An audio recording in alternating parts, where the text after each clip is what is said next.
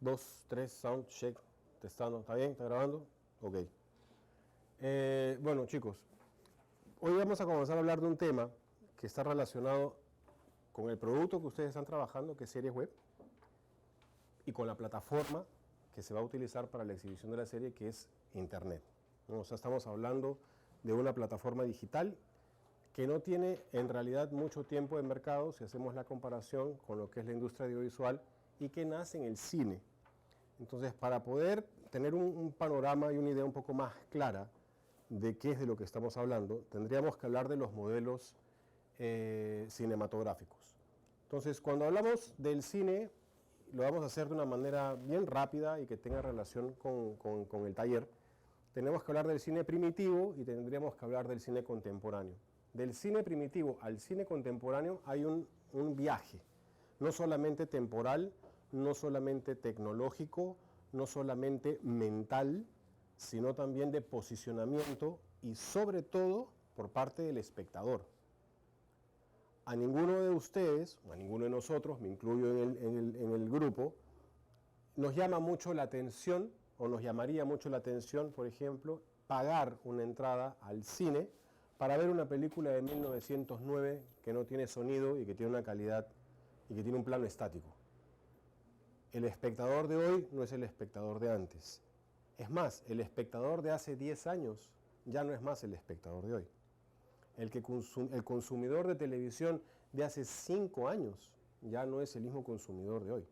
Y estamos hablando que la tecnología cada vez está comprimiendo más los saltos de evolución o de revolución en la adecuación de la tecnología, la adecuación de los medios, de las plataformas, y el espectador cada vez tiene menos tiempo de adecuarse a aquello que está siendo mostrado.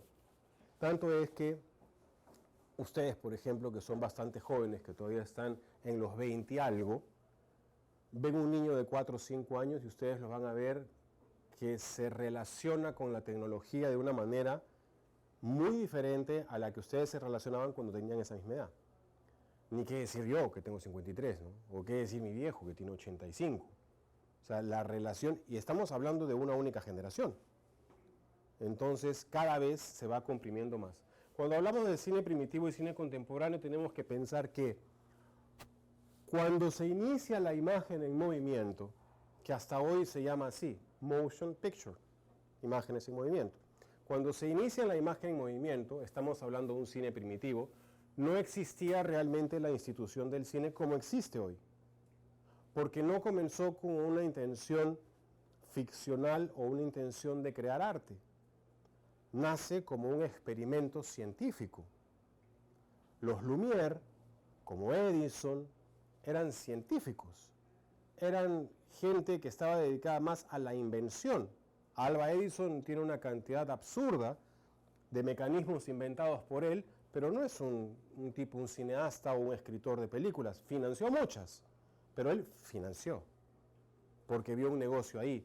Estamos hablando de Daguerre, de Nips, de Edison. Daguerre y Nips relacionados con la fotografía fija, ¿no? Daguerre con el daguerreótipo, Nips con la invención del negativo y a partir del negativo hacer varias copias positivas. Y Edison y los Lumière pensando en cómo hago que esa imagen estática se convierta en movimiento, cómo le doy movimiento. Pero ahí no había un lenguaje cinematográfico. No se puede decir que cuando nace el cine nace el lenguaje. Tiene que haber un proceso. Tiene que haber otras personas que se van a interesar en intentar sumergirse en este nuevo mundo que se llama cinema y ver de qué manera podían aplicarlo a diferentes aspectos o a diferentes necesidades de las sociedades industriales. No se puede hablar entonces de un nacimiento del lenguaje cinematográfico, sino que el lenguaje cinematográfico va a ser un producto de diversos factores históricos que van a venir después. Entonces, los Lumière, de alguna forma, son los artífices del movimiento, y de un movimiento arcaico, un movimiento en el que todavía no existía, vino muchos años después, el conocimiento de cuántas imágenes mi cerebro puede procesar en un segundo, o cuántas imágenes mi ojo puede percibir en un segundo, o de qué manera se reproduce la imagen en el cerebro. Eso no se sabía. Y no había un motor eléctrico que dé un movimiento constante a la cámara, sino que era una manivela, era manual. Y la velocidad del paso del cuadro iba a depender de la persona que esté operando la cámara. Entonces estamos hablando de que sí son artífices del movimiento y también de hallazgos involuntarios. Esos hallazgos involuntarios, por ejemplo, están relacionados con: oye, es muy difícil estar dándole vueltas a la maquinita, ¿por qué no le inventamos un motor? Ah, ya, pues ponle un motor. ¿Pero qué velocidad le ponemos a ese motor? Hallazgo involuntario. Hay que hacer, a ver qué técnicas podemos hacer o ir modificando la velocidad de la cámara y del proyector para tener una sensación de movimiento en la pantalla más cercana de lo real. Porque lo que intentaban hacer era que el espectador tenga la sensación de que aquello que está siendo visto en una pantalla es real. Entonces, ahí estamos hablando de la creación del primer personaje dramático, otro hallazgo involuntario. Ellos no lo hicieron con la intención de asustar al espectador. El espectador se asustó porque vio una locomotora viniendo en la dirección a la pantalla y todo el mundo salió corriendo de este café en Francia, donde costaba 5 centavos. De ahí en Estados Unidos también costaba 5 centavos, un níquel, por eso los Nickelodeon. El Nickelodeon eran estos espacios donde pagabas 5 centavos y veías películas. Entonces, el personaje dramático, la locomotora, ¿por qué? Porque fue el primer objeto que hizo sentir al espectador drama, una tensión dramática. La locomotora está viniendo a atropellarme. No fue algo que los Lumière quisieran hacer, fue un hallazgo involuntario. Entonces es el origen natural del cinema, sí viene con los Lumière. Pero hay algo más. Cuando ellos hacen el experimento, ya tenemos la máquina, ya tenemos la cámara, ya tenemos el artificio, el artefacto para registrar imágenes. ¿Ahora qué hacemos? La primera intención fue documental, un cine testimonial. Por eso pusieron la cámara en la estación de tren. Oye, ¿qué grabamos? El tren, pues el tren cuando llegue, grabando, porque como tiene movimiento, a ver qué pasa, ¿no? Pero ellos nunca dijeron, vamos a grabar el tren para darle miedo a la gente. Ni siquiera pensaron en eso. Estaban documentando la salida de gente de las fábricas. Estaban documentando, pusieron la cámara en una esquina y simplemente rodaban o filmaban carruajes pasando de un lado a otro. Era el testimonio de aquella época. Y también, al funcionar el artefacto, alguien dijo, oye, esto puede dar plata. Se dan cuenta que hay mucha gente que está vinculada al cine, pero no necesariamente con la creación cinematográfica o con la producción cinematográfica, sino que vio ahí un negocio. Edison vio un negocio, no dijo, voy a contribuir con el arte mundial y la historia. No, vio plata, ahí vio plata. De la misma manera que los Lumière y otros también vieron plata. Y dijeron, oye, ¿y si ponemos esto en una feria? ¿Y si lo llevamos con los circos? Y así como ven a la mujer barbuda y a la mujer de plástico o al enano, pueden entrar a una carpita donde dice el cinematógrafo y van a ver ahí dentro, se sientan, pagan 5 centavos y se les proyecta lo que estamos grabando. Y la gente iba ahí por una cuestión de curiosidad. Era una novedad. Es como cuando aparece una tecnología nueva hoy y digamos aparece el VR, Virtual Reality, ¿no? Realidad virtual. Y yo nunca me he puesto estos lentes de realidad virtual y comenzaron a aparecer estos centros en los malls donde tú te ponías tu casquito y te daban tus accesorios y mucha gente comenzó a pagar por 10, por 15 minutos ojitos por curioso, no porque sepa qué es por curioso. Y así el cine también comenzó como una curiosidad, pero no era una curiosidad elitizada, era una curiosidad plebeya, porque era muy barato. Y a partir, de nuevo, a partir de un negativo, yo podía hacer muchas copias positivas. Entonces hacían de una misma película, hacían 20 copias, las 20 copias los vendían a 20 circos y los 20 circos salían cobrando por proyectar esto dentro de una carpita. La imagen era una imagen no lineal, no centralizada, no asimilable a primera vista como totalidad. ¿Por qué? Porque todavía estábamos en las condiciones de un plano único. Ni siquiera podemos hablar de montaje en el primitivo. Simplemente era grabar ese pedazo del inicio hasta el fin y ¡pum!, se acabó. La cámara no se movía, no tenía la posibilidad de cambiar lentes, porque también no tenía la posibilidad de hacer panorámicas, porque eran máquinas pesadas que estaban en un trípode pesado, y también porque no había la necesidad. Recuerden que en primer lugar lo que ellos querían hacer era simplemente un experimento, ver si podían captar el movimiento real en alguna máquina y después proyectarlo y que la gente sintiese que eso de ahí era verdad. A pesar de que era blanco y negro, a pesar de que la calidad no era muy buena, esa locomotora llegando a la estación fue capaz de asustar a las 30 personas que estaban en ese café. Si hoy nos pasasen esa imagen aquí, probablemente no tendríamos ninguna reacción. Tal vez nos aburriríamos. O tal vez diríamos, oye, qué antigua esa vaina, ¿no? Pero cuando lo proyectaron a los espectadores, a los primeros espectadores del cine en la historia de la humanidad, a esas 30 personas dentro de ese café, que se transformaron en personas anónimas, porque no hay un registro de qué personas estuvieron en ese café. Era simplemente pagar los 20 francos, entrar y ver esa proyección. Fueron los primeros espectadores del cine y esos primeros espectadores del cine se asustaron. Y ahí viene un señorcito como Georges Méliès. ¿Qué cosa es lo que le viene a la cabeza a Georges Méliès? Una persona que es un ilusionista, que es un mago y que es un consumidor, un fervoroso consumidor de la Tierra a la Luna, 20.000 leguas de viaje submarino. Se leía todo Julio Verne. Él le gustaba la literatura fantástica. Y fue tal vez uno de los primeros en decir, oye, ¿y si adapto esto del viaje de la Luna de Verne y lo adapto desde mi perspectiva y uso este aparato nuevo para grabarlo y hacer una película del viaje a la Luna? Tal vez sin quererlo se transformó en una de las primeras personas en hacer una adaptación literaria al cine. Además de eso, él viene de un soporte de la ilusión y también sin tener mucha conciencia de eso, lo que él estaba proponiendo era violentar el principio de realidad. Violentar el principio de realidad es una de las características matrices del cine de ficción. Es mostrarte en una pantalla algo que no es verdad, algo que es mentira, pero mi intención es que tú creas que es verdad. Eso es violentar el principio de realidad. Y Méliès, a herencia de los modelos teatrales, él hace como un teatro filmado. La cámara se coloca estática frente a un escenario, a una escenografía que tiene toda la apariencia de una boca de teatro, y la cámara ni describe ni narra dentro de ese espacio, se queda estática.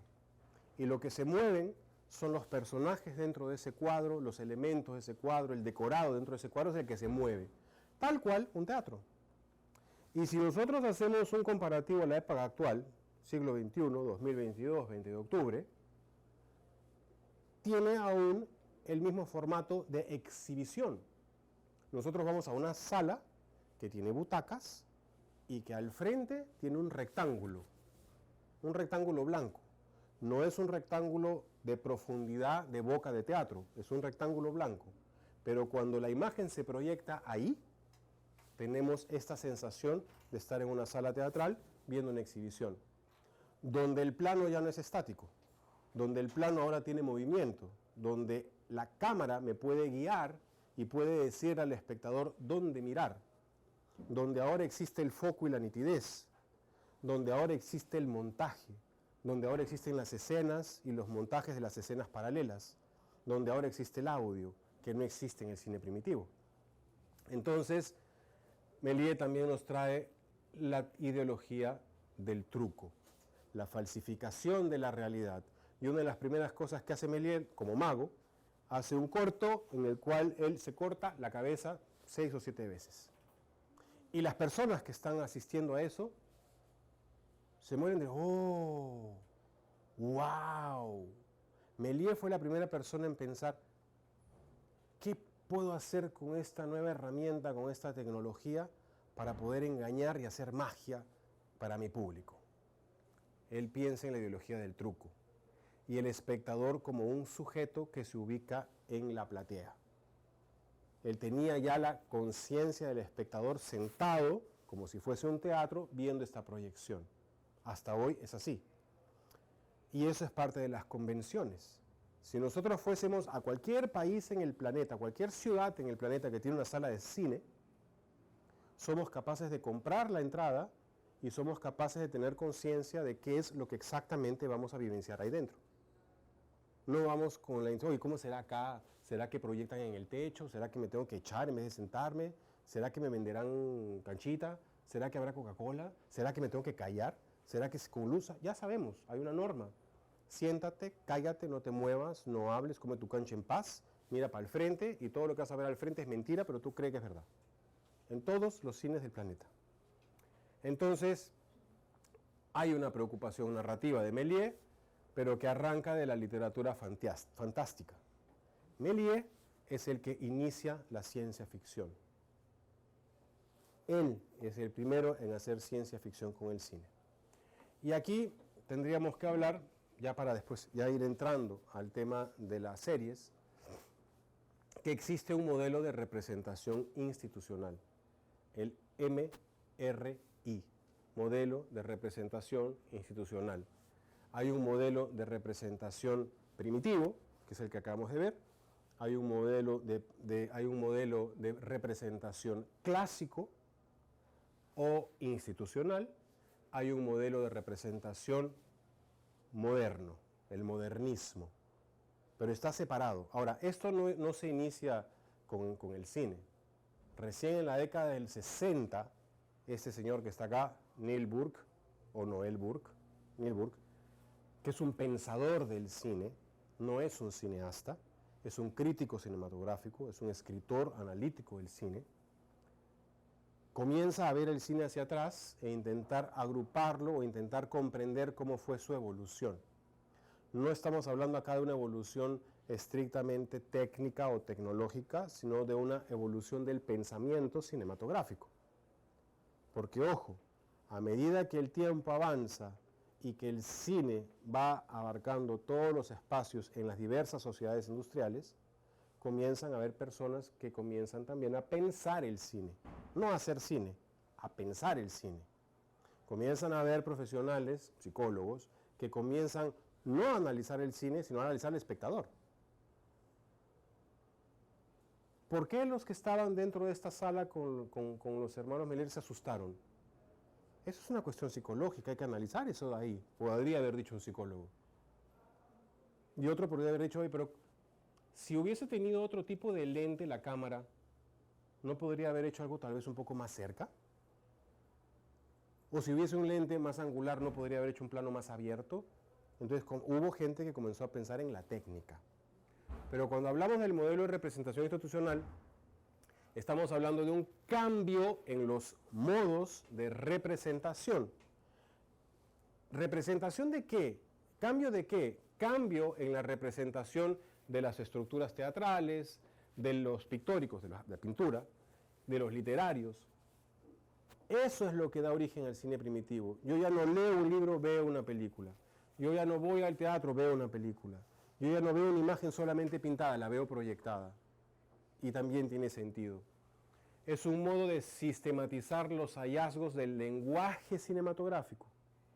Y aquí estamos hablando de sistematizar y de estandarizar. Un primer plano es un primer plano aquí, en Japón, en Corea, en Estados Unidos o en Alemania. Un paneo a la derecha o un tilt up o un dolly in o un dolly back o un crane up es exactamente lo mismo aquí que en Argentina, que en Brasil o que en Honduras. Un director de fotografía, sus funciones son exactamente las mismas aquí, en Australia o en Egipto. Un script o un continuista, sus funciones son exactamente las mismas aquí, en Groenlandia o en Inglaterra. Estandarizar. Se estandariza y se sistematiza. Entonces, todas las personas vinculadas a la industria entienden el mismo lenguaje cinematográfico, lo entienden porque está sistematizado y porque hay un acuerdo de estandarización. Se estandariza. Y no solamente el cine, posteriormente se estandariza la televisión, como en su momento se estandarizó la fotografía. Un lente de 50 milímetros es un lente de 50 milímetros aquí en cualquier parte del planeta. ¿Y sus características van a depender de su apertura y diafragma? Sí, porque es la luminosidad del lente. Y esas características van a ser iguales aquí y en cualquier parte del planeta. Como un lente zoom, como un angular, como un teleobjetivo o como la sensibilidad, que ustedes llaman de ISO o número ASA. El ASA, que es el American System Association, o el ISO, sí, mejor.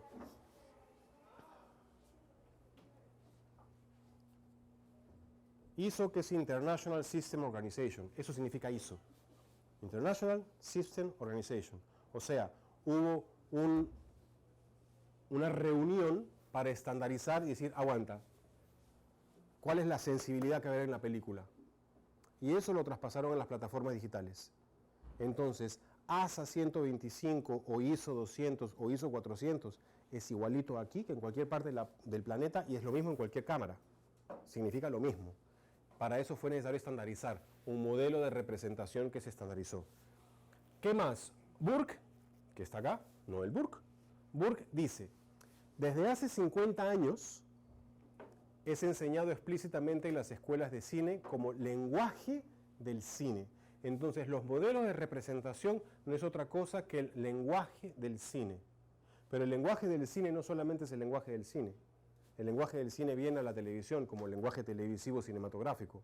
Viene al lenguaje audiovisual, viene al lenguaje audiovisual publicitario, viene al lenguaje audiovisual periodístico. Es lo mismo. La sistematización y la estandarización es la misma. No es que un lente 50 es una cosa para el cine, otra cosa para la televisión, otra cosa para la fotografía y otra cosa para los audiovisuales. Es lo mismo. Entonces, en las escuelas de cine como lenguaje del cine, lenguaje que todos, no está hablando de cineastas ni realizadores, todos interiorizamos desde muy jóvenes en tanto que competencia de lectura. ¿Por qué? Porque aprendemos a leer audiovisual. Un arquitecto, un ingeniero, un fiscal, un terrorista, un arquitecto con sus defectos, Alan García, ¿no? Ok. Todos ellos, que no son cineastas, no son realizadores, entienden, eso es lo que sepan hacer, ¿eh? Entienden lo que es un primer plano, entienden lo que es una imagen aérea, entienden lo que es un time-lapse, entienden lo que es un paneo, entienden lo que es un zoom, lo entienden. Eso quiere decir que son capaces de decodificar el lenguaje, decodificarlo, comprenderlo. No son capaces de codificar, o sea, de hacer, darle las herramientas y que lo haga, pero sí es capaz, todos somos capaces de leerlo, gracias a una experiencia de películas universalmente presente, gracias a que todos nosotros tenemos la experiencia de consumir productos audiovisuales. Dentro de esos productos audiovisuales, las series, las novelas, las películas, los videoclips, todo lo que sea audiovisual lo comprendemos en mensaje. ¿Qué cosa es lo único que tal vez no podríamos decodificar? ¿Qué creen ustedes que podría ser? En el que sí necesitaríamos otro tipo de conocimiento a nivel de lenguaje. ¿Qué no podríamos decodificar?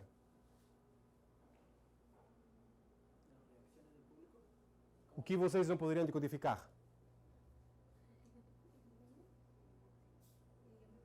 El idioma. El idioma. Yo puedo entender todo audiovisualmente, entiendo el lenguaje, pero si lo que estoy escuchando no lo entiendo, no lo decodifico. Pero el resto lo entiendo todito. O sea, si el tipo sale hablando en japonés, con un arma en la mano, y le dispara en la cabeza, yo voy a entender, no sé lo que dijo, pero yo entiendo que él vino y le disparó en la cabeza.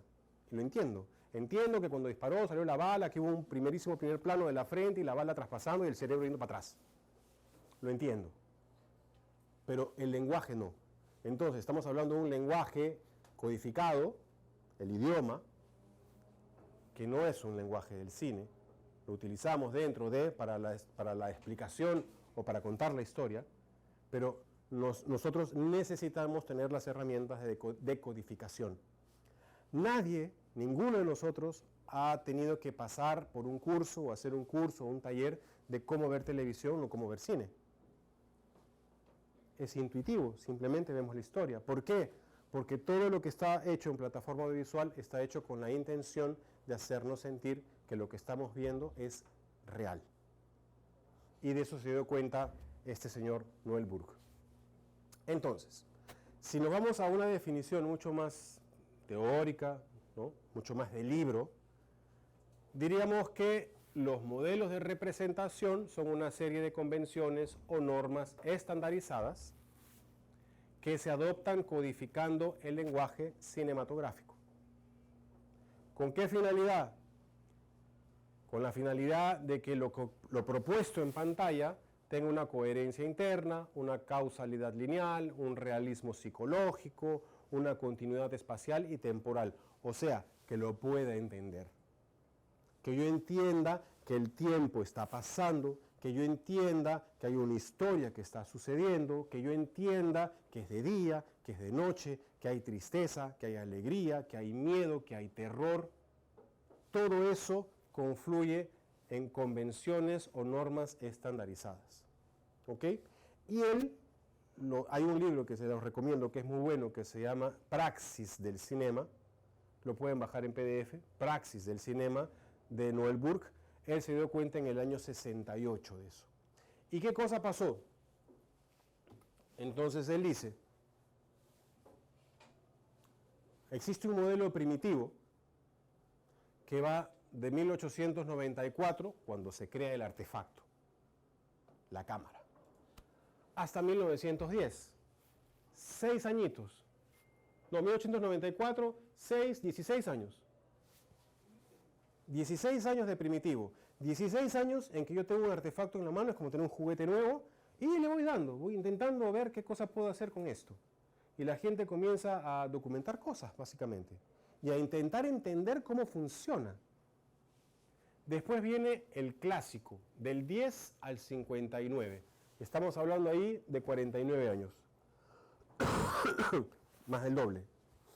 Pero, ¿qué sienten ustedes que cambió en el cinema y en el audiovisual del 10 al 59?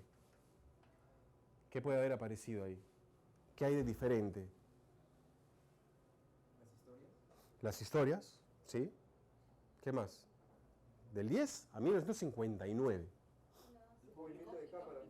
Los movimientos de cámara, la audiencia, el público. ¿Qué más? Los planos, el sonido, los géneros, el precio, el color. Miren cuántas cosas en un periodo de 49 años. Aparece el sonido, lo que fue un problema técnico terrible de resolver. Porque los micrófonos no son los micrófonos de hoy, son los micrófonos de aquel entonces. Y estamos hablando ahí de que las cámaras de cinema, porque así se hacían el audiovisual, hacían una bulla terrible. Eran súper sonoras. Y no había cómo aislarlas del sonido. ¿Por qué no pensaron en eso antes? Porque no había la necesidad. El cine era mudo. ¿Qué me importa si esa vaina se bulla como un generador de energía? No me interesa. Pero cuando viene el micrófono, dice, uy, ¿ahora qué hacemos? Tenemos que blindar la cámara. Y eso evolucionó hasta que vinieron los magazines blindados, donde ponías la película dentro y de hecho se blindaba el sonido de la cámara. La cámara iba dentro de una caja blindada. Pero la primera caja de blindaje cinematográfico tenía 2 metros por 1. 2 metros por 1 metro. Eran unas paredes de este tamaño llenas de arena. Techo, piso y paredes. Y acá al frente había un vidrio muy grueso, de 1 pulgada, donde la cámara se pegaba ahí. Y con telita negra para que no haya ningún tipo de reflejo. Y adentro iba el operador de la cámara cerrado con una puerta tan gruesa como las paredes. Nada de aire acondicionado, nada de ventilación.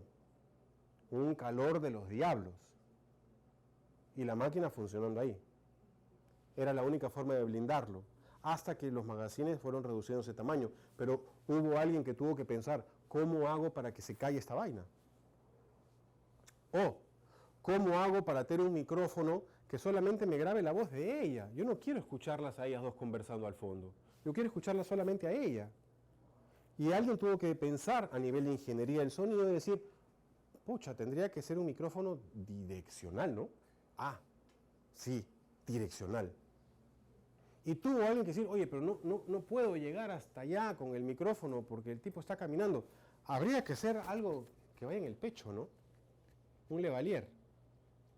Oye, pero el tipo está muy lejos de mi cámara. Yo necesito tener otro tipo de lentes. Y hubieron ingenieros que pensaron, bueno, sí, podemos hacer un teleobjetivo, podemos hacer un zoom, podemos hacer un trencito y poner la cámara encima y que se mueva. ¿Cómo le ponemos de nombre? Dolly. Ok, Dolly. Dolly. Oye, necesitamos una de esas vainas como las de la construcción, pero chiquita, para poner una cámara. Ah, una grúa de cámara. Sí, un crane. Ya, ok, hacemos una grúa. Entonces, aquí es donde viene toda esa tecnología. Aquí viene el montaje. ¿Qué pasa si este plano lo ponemos después y este de acá lo ponemos antes? ¿Qué pasa si ponemos esas dos historias a la vez y las vamos contando juntas? Montaje paralelo. ¿Qué pasa si aquí ponemos una música más de tensión? No pongas un piano clásico, pongamos violines. O sea, todo el clasicismo, aquí, el modelo de representación clásico es el que nos da las bases, los cimientos, las columnas vertebrales de la esencia del cine. El cinema negro americano, el cinema alemán, el acorazado Potemkin, Orson Welles, están acá. Están acá. Todos los cineastas que de alguna forma nosotros pensamos. Buñuel, que yo les he dicho, no me gusta, pero Buñuel está acá. Acá está. Los grandes referentes del cine están acá. Pero en el año 59 comienza un modelo de representación moderno. ¿Qué pasa entre el 59 y el 89? Postproducción, muy bien. ¿El color? El color, muy bien, el aprimoramiento del color. ¿Qué más creen ustedes que puede haber pasado en esas? Los géneros cinematográficos. Los géneros se van incorporando más. ¿Qué más? El presupuesto, ok, porque sí, cada vez se dan cuenta de que esto de acá es una industria, ¿no? El nacimiento de la industria de Hollywood está aquí. El nacimiento de la industria de Bollywood está aquí. Efectos especiales. Efectos especiales, muy bien. Es un poco más fácil poder hacer efectos especiales. Hay gente que comienza a pensar, ¿cómo hago efectos especiales? Si ustedes ven Flash Gordon y lo comparan con Mandalorian, tú dices, ¿qué es esto? Pero es la evolución, pues. Pero también evolucionó la forma de hacer el storytelling, de contar la historia. Ojo, aquí también aparece, entre el 10 y el 59, aparecen las series. Las series no se inician en la televisión. Las series van en la radio. Es más, si fuésemos mucho más, digamos, honestos con la historia, las series van mucho más atrás todavía que la radio. Se van a lo tribal, donde el sabio de la tribu se sentaba con los niños y les contaba una historia que continuaba mañana.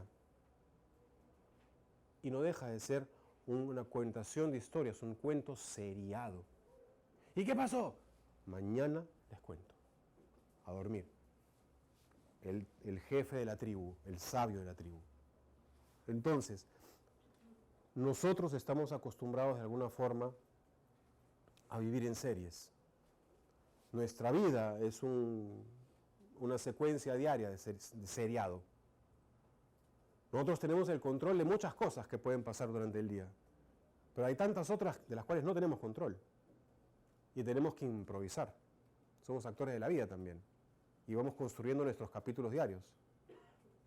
Tanto es que cuando llegas a tu casa, a tu pareja, a tu mamá, a tu papá, ¿y cómo te fue hoy? Ah, oye, te cuento, mira, estaba aquí, no sé qué, y viene un pata y al frente mío robaron una agencia de banco, y la policía y los disparos, me tuve que tirar al suelo. Y el otro puede decir, bueno, un tráfico horroroso, no tienes idea. ¿No? Y el otro, terminé con mi flaco. ¿Y qué pasó? Y cuéntame. O sea, cada uno de nosotros tiene una historia seriada. Acá, en el clásico y el moderno, hay algo que también cambia, que es el concepto moral y que es el concepto también de qué tipo de historias puedo contar. Recuerden que entre el 10 y el 59 tenemos 2 guerras mundiales. Entre el 59 y el 89 tenemos la caída del muro de Berlín, el final de la Unión Soviética, tenemos el inicio y fuerte del terrorismo en el Perú, tenemos las dictaduras militares. O sea, hay también toda una cuestión social y geopolítica que va de todas maneras a influenciar no solamente en el cine, sino en todos los medios expresivos que tiene el ser humano.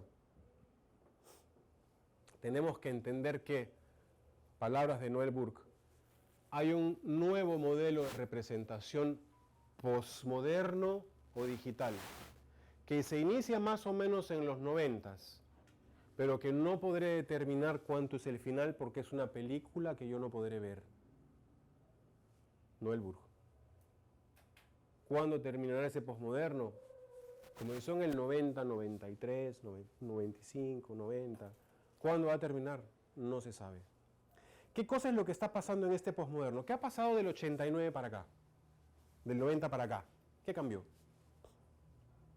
Más facilidad para hacer películas, ¿no? O sea, es como que ya se abre para más público. ¿Por qué?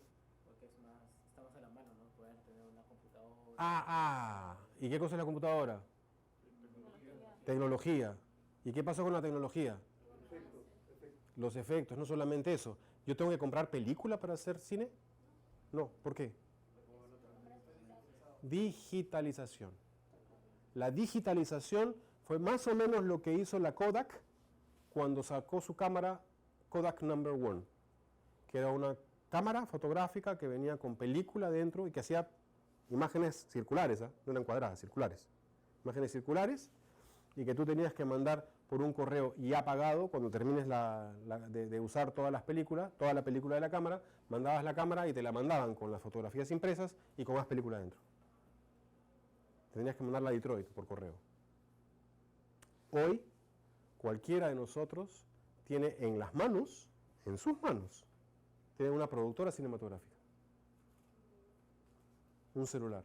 Si tú en el año 89, 90, y se los digo por experiencia, 93, tú dirías, oye, yo creo que en el año 2020 la gente va a estar haciendo películas con celulares. Fuera, estás fumado, estás loco. Nadie visionaba eso. Yo creo que en Internet es donde van a pasar las películas, y en Internet van a hacer las series, las miniseries y las novelas. En Internet va a haber gente que va a ser capaz de comprarse una cámara y tener su propio canal de televisión. Estás loco. Sin embargo, el modelo posmoderno, el modelo digital, lo permite. Y no solamente eso. Cuando nosotros vamos al cine, ¿qué tipo de formato de imagen esperamos ver en la pantalla? No, formato, no calidad, formato. ¿Rectángulo? ¿Un rectángulo? Nadie entra al cine esperando ver un círculo, un cuadrado, una estrella, un chanchito, el mapa del Perú. No, tú entras a ver un rectángulo. El cine no comenzó como un rectángulo, como la fotografía no comenzó como un rectángulo. Estamos con una proporción de 8 milímetros, que es cuadrado, después 16 milímetros, después 35 milímetros. El 35 milímetros que comenzó con una proporción de 3:4, o sea, 3 de altura, 4 en la base, 3, 4, ¿cuánto mide la hipotenusa? 3, 4, ¿cuánto mide la hipotenusa? Por eso somos estudiantes de audiovisuales, ¿no? ¿Se acuerdan cómo es la hipotenusa? La suma de los catetos al cuadrado sobre 2. Luego, ¿cuáles son los catetos? 3 y 4, ¿no? Ajá. Entonces, si acá yo tengo, ya no hablemos de 3, hablemos de 30 milímetros de altura, 40 milímetros en la base, y la hipotenusa tendría 50 milímetros. La hipotenusa tendría 50 milímetros. ¿Cuál es la distancia focal de un lente normal? 50 milímetros. ¿Por qué? Porque la hipotenusa de un full cuadro es 50 milímetros.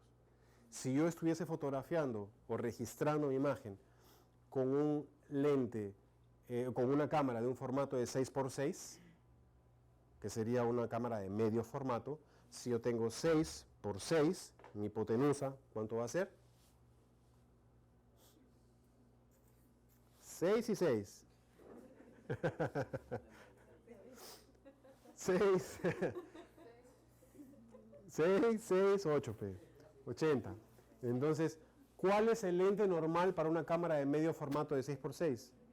80, ya no 50, 80. Entonces, el lente normal va a depender del formato en el cual yo voy a estar haciendo el registro de mi imagen. Por eso, cuando ahora hablamos de los sensores digitales, cuando hablamos de un full frame, estamos hablando que un full frame es un 35 milímetros, o sea, el lente normal es 50. Si hablamos que no es un full frame, sino que es un tercio, por eso ahí viene la cuestión técnica que hablan del crop de la imagen, ¿no? Que un 50 se convierte en un angular o un teleobjetivo dependiendo del tipo de cámara. Pero esa es técnica. Cuando hablamos de la posmodernidad o cuando hablamos de la digitalización, hablamos también de una adaptación del espectador en función de aquello que yo estoy viendo proyectado. Ya no estoy obligado a ir al cine. Ya no estoy obligado a entender que la proyección no necesariamente es un rectángulo. Estamos acostumbrados a entender que la proyección o que la imagen puede ser vertical y que puede ser en pie, o que puede ser cuadrada, o que puede tener elementos por encima que se convierten en una especie de ruido, o que yo puedo pasar la imagen a través de una pantalla con un dedo. Entiendo que puedo tener una cámara fotográfica que me va a grabar en 360 y que con mi mismo dispositivo, si lo muevo, voy a tener la sensación de que estoy viendo en 360 grados. O puedo tener la sensación también, y eso vino acá, en realidad en el 59 como experiencia, pero se aplicó en el modernismo, la experiencia de las 3 dimensiones con lentes. ¿Y qué pasa si le ponemos un lentecito? Que acá le ponemos un rojito, acá un verdecito, y allá en la pantalla hacemos lo mismo, con una distorsión estereoscópica. Tenemos la sensación del 3D que vino a la televisión, ¿se acuerdan? Que se puso de moda, comprar una televisión 3D que te venía con tus lentes, ¿no? Y que después eso se transformó en cualquier cosa y a nadie le interesa. Ok, entonces estamos hablando de una evolución, no solamente de una evolución dentro del lenguaje cinematográfico, que es el lenguaje televisivo, sino que estamos hablando de una evolución en la manera de contar la historia, en el formato de la historia que voy a contar, de una evolución en el espectador también. El espectador que cada vez tiene más acceso a las tecnologías, a las historias, cada vez es menos sorprendible. ¿Y cómo nos preocupamos en hacer que él continúe creyendo que eso que él está viendo es verdad y no mentira? Porque la historia que le contamos muchas veces es la misma. La Cenicienta se ha contado millares de veces. María la del Barrio, María Mercedes, Cenicienta. O la rica que se enamora del pobre, o el pobre que se enamora de la rica, o el rico que se enamora de otro rico. O sea, estamos hablando de la adaptación del espectador, de la adaptación de la tecnología y de la adaptación de los realizadores audiovisuales para poder construir un mensaje comprensible. La intención continúa siendo la misma, no del primitivo, sino del institucional. La intención continúa siendo que el espectador pague, hay monetización, pague, consuma algo de lo cual él tiene conciencia real, que es mentira, pero tiene la sensación de que es verdad. Es la única manera que se mantiene como una constante en el audiovisual y en el cine. Nos continuamos emocionando. Y esa emoción puede ser trágica, puede ser dramática, puede ser terrorífica, puede ser fantástica, puede ser cómica, porque me puede hacer llorar, porque me puede hacer reír, porque me puede hacer sentir miedo, porque me puede hacer sentir tensión, porque me puede hacer sentir angustia. ¿Y de qué forma nos emociona? Porque aquello que está en la pantalla muchas veces es la proyección de mi alter ego, muchas veces es la proyección de cosas que yo ya viví o que muchos ya vivieron, y porque tengo la capacidad de identificarme con la historia. Y eso es lo que se busca también en las series televisivas o en las web series o en las series de TikTok o en las series de Facebook, de Instagram o en las series cinematográficas que todavía existen. A su madre, 4, a su madre acaba de transformarse en un mini seriado cinematográfico. ¿Por qué? Porque a Machín le encanta contar su vida. Porque vende. Y eso es lo que nos interesa, ganar dinero. Para eso estudiamos esta carrera. Corte. Si quieres seguir, paga. Pues.